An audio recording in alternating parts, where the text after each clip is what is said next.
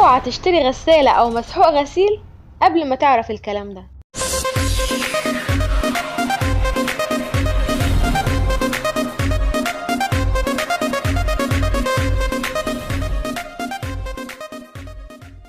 زمان كانت الهدوم بتتغسل على الايد بالصابون جوه طشت، بعدين ظهرت الغسالة العادية وبعدها اتطورت وبقت بمروحة من الجنب، ووقتها ما كانش لسه فيه مسحوق غسيل، فكانوا الستات يبشروا الصابون ويحطوه في الغسالة. وكلمة صابون في أسطورة رومانية بتقول إنها جاية من اسم جبل سابو، لأن عند الجبل ده كان الناس بيقيدوا النار في الخشب وقت ما بيقدموا حيواناتهم كقرابين، ولما كانت المطرة تنزل عليه كانت تخلط دهون الحيوانات دي برماد الخشب، والمطر كان ياخد الخليط ده على نهر التايبر، واللي كان يغسل عند النهر ده يكتشف ان الطينة اللي عنده بتنضف احسن واسرع من اي مكان تاني. ومن يومها بقت الدهون والرماد اساس صناعة الصابون، لحد ما حصلت ازمة في الدهون الحيوانية في الحرب العالمية الاولى. من هنا بدأت رحلة تطوير صنع المنظفات، لان كمان بعد الحرب العالمية التانية ظهرت الغسالة الاوتوماتيك، وكان لازم لها مسحوق تاني بيعمل رغوة اقل غير بتاع الغسالة العادية، فبقوا يطوروا ويضيفوا مواد تانية لمساحيق الغسيل. يعني مثلا لو هنغسل هدوم فيها بقع واوساخ يبقى نستخدم مسحوق فيه انزيمات، لانها عبارة عن محفز بيسرع التفاعلات الكيميائية وبيساعد على ازالة البقع، او مسحوق فيه اكسجين لانه بيسهل عملية تكسير الاوساخ اللي في الهدوم. اما لو هنغسل هدوم بيضة فدي لازم لها مسحوق بقوة الحبيبات الزرقاء، لانها بتضاف للمسحوق مكان الكلور عشان تبيض الهدوم، او مسحوق فيه الحبيبات الملونة لانها بتحفز المبيض. بس للاسف احيانا بيغشوه وبيبقى عبارة عن صابون ملون مبشور. اما في حالة لو في عرض او مسحوق سعره قليل فدي حاجة مش حلوة قوي، لان ده بيكون متضاف له مواد مالئة ودي بتزود كمية المسحوق، وكل ما نسبتها تزيد كل ما تقلل من جودة المسحوق. وعموما مساحيق الغسيل السائلة الجل افضل من البودرة لانها بتدوب اسهل في المية، اما المساحيق البودرة فهي مناسبة اكتر للغسيل اللي فيه بقع. والطريقة اللي الصابون او مسحوق الغسيل بينظف بيها الهدوم انه بيتكون من فريقين، فريق بيحب المية وفريق بيكره المية. الفريق اللي بيحب المية بيجري لعندها ويرتبط بيها اكتر، والفريق اللي بيكره المية بيبقى عايز يبعد عنها بأي شكل، فيلزق في البقع اللي على الهدوم ويجري بيها لبعيد. واللي أهم في عملية تنظيف الهدوم واللي بيلعب دور البطولة مسحوق الغسيل. بعد كده يجي دور الغسالة بحركتها الدورية وقوة الاحتكاك، أو دور الإيد وقوة الدعك لو الغسيل يدوي.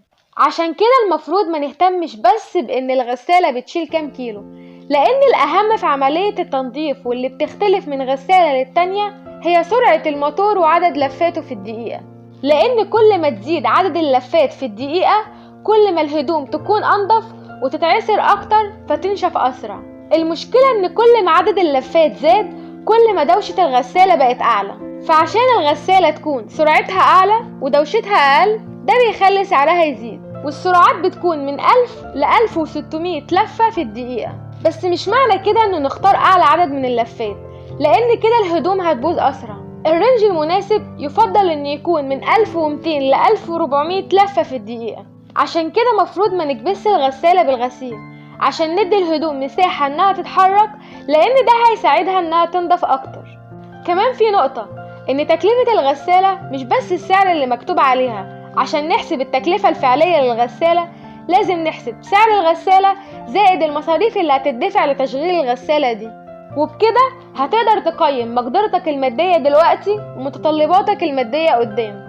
لأن مثلا الغسالات الأوتوماتيك اللي بابها من فوق سعرها أرخص وممكن يتحط لها أي مسحوق غسيل عادي أو أوتوماتيك، لكنها بتحتاج كهرباء ومية أكتر لأنها بتشتغل بنظام المحركات الهزازة.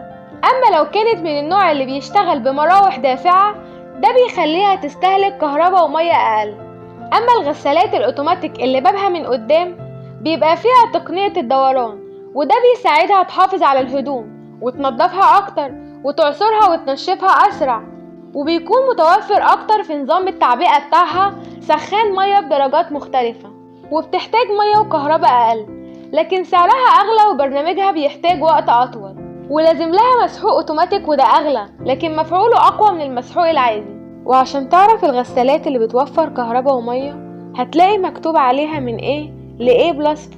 كل ما تزيد علامة الزائد اللي جنب حرف ال A كل ما كانت الغسالة نظام استهلاكها للكهرباء والمية أقل. بعد كده يجي دور المية في عملية التنظيف، لأن درجة حرارة المية اللي بنستخدمها في الغسيل هي اللي بتسهل عملية إزالة البقع. يعني مثلا المية السخنة بنستخدمها لما نكون عايزين نشيل البقع الصعبة أو نعقم الهدوم البيضة والقطنية من البكتيريا والجراثيم. لكن عيوبها بتخلي الهدوم الغامقة والملونة تبهت والهدوم الصوف تكش، ولو في بقع بروتينية زي الدم والبيض بتخليها تثبت أكتر. عشان كده في الحالات دي الأفضل إننا نستخدم مية باردة من الحنفية. ولو غسلنا بمية عادية من الحنفية وفي نفس الوقت عايزين نستفيد بفوائد الغسيل بالمية السخنة ممكن ننقع الهدوم قبل ما نغسلها، وبعد ما نغسلها ننشرها في الشمس لأنها تعتبر معقم طبيعي. كمان المية العذبة بتنظف الهدوم أكتر من المية المالحة، عشان كده بيتضاف لمساحيق الغسيل مادة تقلل من الأملاح اللي بتعمل عسرة للمية. فلو عايشين في مكان ميته مالحة الأفضل نحط كمية مسحوق أكتر. يعني عشان هدوم نضيفة لازم أول حاجة نهتم بيها هي نوع المسحوق، بعد كده نهتم بنوع الغسالة. عشان تعرفوا معلومات أكتر بطريقة أبسط تابعونا على معلومة بالبلدي.